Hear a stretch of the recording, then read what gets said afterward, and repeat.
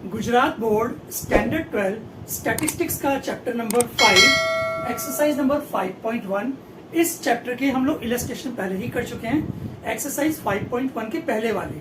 तो आज हम स्टार्ट करेंगे एक्सरसाइज नंबर 5.1 जो कि इलस्ट्रेशन पर ही बेस्ड है।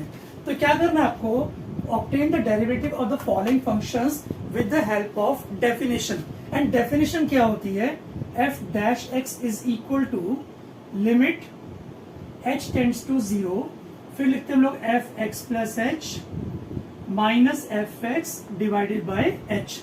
अगला स्टेप देखो, limit h tends to 0, what is F X plus H, मतलब जब कोई फंक्शन दिया हुआ है ना उसमें x की जगह पर आप x प्लस एच रखोगे तो आएगा 2 times x plus H plus 3 minus F x.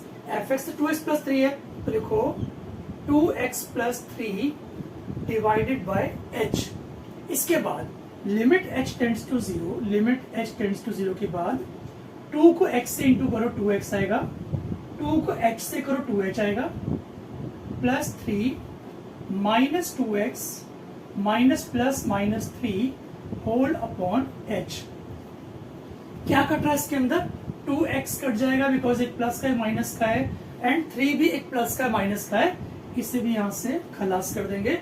तो हमारे पास बचा गया limit h tends to 0, 2h upon h, h से h कट जाएगा तो हमारा आंसर क्या हुआ 2। इसका मतलब अगर fx 2x प्लस 3 है तो उसका डेरिवेटिव क्या होगा, सिर्फ 2, and that's the answer. Question number 2, इस बार आपको fx x स्क्वायर दिया हुआ है तो सिंपली जहां पर fx प्लस h है वहां पर क्या लिखोगे आप, x प्लस h का whole square. Limit h tends to 0, यहां पर आ जाएगा x प्लस h का whole square minus F X यानी कि minus X square whole upon h। x plus h का होल स्क्वायर खोल दो एक बार, है ना। फॉर्मूला क्या होता है बताता हूं, a plus B whole square, A square plus B square plus 2ab, तो X square plus H square plus 2xh minus X square पहले से हमारे पास है, होल अपॉन h। जो भी कुछ कटता है उसे काट देंगे, एक्स स्क्वायर से एक्स स्क्वायर गया, हमारे पास बचा क्या, हमारे पास बचा एच स्क्वायर प्लस 2xh। अब यहां से कॉमन क्या निकलता है, दोनों टर्म्स में से कॉमन ढूंढो, तो कॉमन सिर्फ h है, h कॉमन निकाल लेंगे, अंदर बचेगा h plus 2x whole upon h। h से h कट जाएगा, h प्लस 2x के अंदर जहां पर h है वहां पर 0 कर दो तो आपका आंसर क्या आ गया 2x। तो दिस इज द आंसर, मतलब अगर fx आपका x स्क्वायर है तो उसका डेरिवेटिव 2x ही होगा। क्वेश्चन नंबर 3, हमारा क्वेश्चन है fx is equal to x raised power 7। आपको करना differentiate with the help of definition. Same question है बस सिर्फ वैल्यूज पुट कर लेते हैं। तो लिखिए लिमिट h टेंड्स टू 0, यहां पर आ जाएगा x plus H raised to power 7 minus fx की जगह x raised to power 7 whole upon h। अब यहाँ प्रॉब्लम क्या है हमारे पास कि हमें a plus B raised to power 7 का फॉर्मूला नहीं आता। पिछले क्वेश्चन में क्या था, a plus B whole square था, आराम से खोल लिया, बट यहाँ पर a plus B raised to power 7 का फॉर्मूला किसी बच्चे को भी नहीं आता होगा।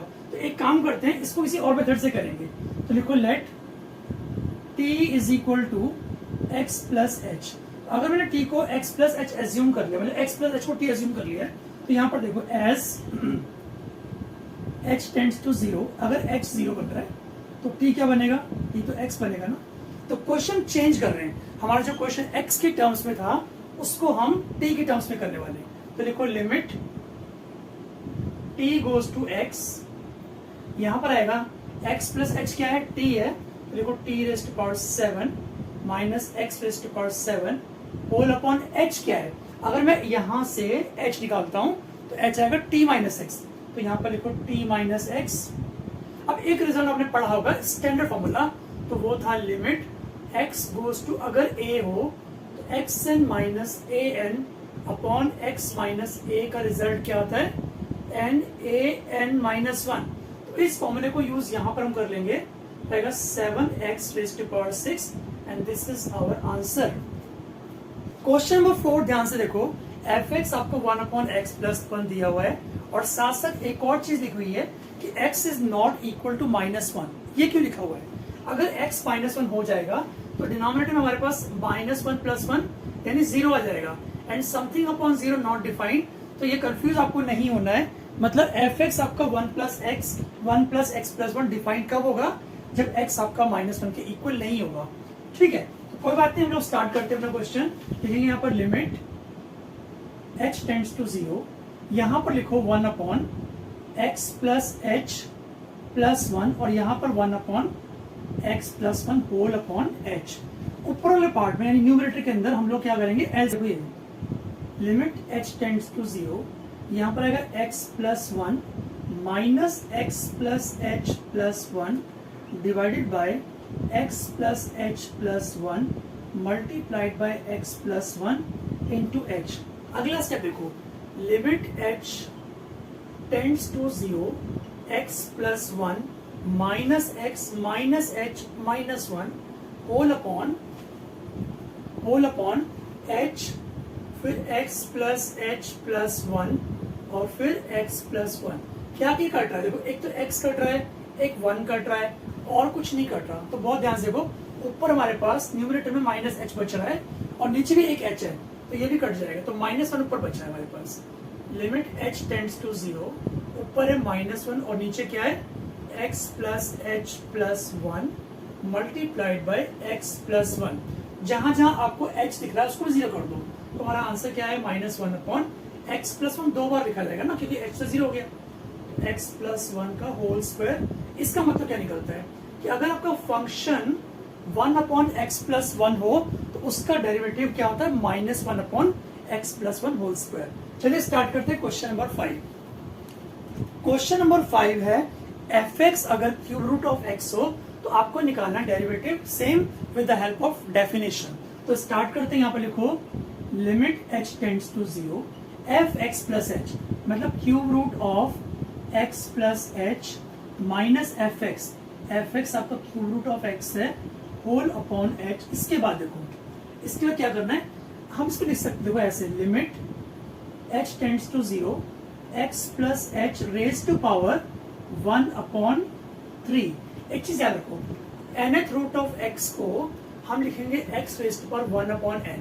तो इसको यूज करते हुए मैंने लिखा x + h raise to power 1/3, और यहाँ पर भी आ जाएगा x raise to power 1/3 whole upon h। तो क्या करेंगे, x + h को t एज्यूम कर लेते हैं। तो let us take t = x + h as h goes to 0। अगर h 0 बन रहा है तो t क्या बनेगा, t हमारा x के इक्वल बनेगा, है ना। आगे क्वेश्चन प्रोसीड करते हैं। तो लिखो limit t tends to x, यहाँ पर t आ जाएगा, t raise to power 1/3 minus x raise to power 1/3, और जहां पर h लिखा वहां पर क्या लिखेंगे, t - x। तो यहाँ पर आएगा t - x। स्टैंडर्ड रिजल्ट को हम लगाते हैं यहाँ पर, standard formula n a n -1, तो 1/3 x रेज टू पावर -2/3। इस पावर को पॉजिटिव करने के लिए x raise to power 2/3, and that's answer.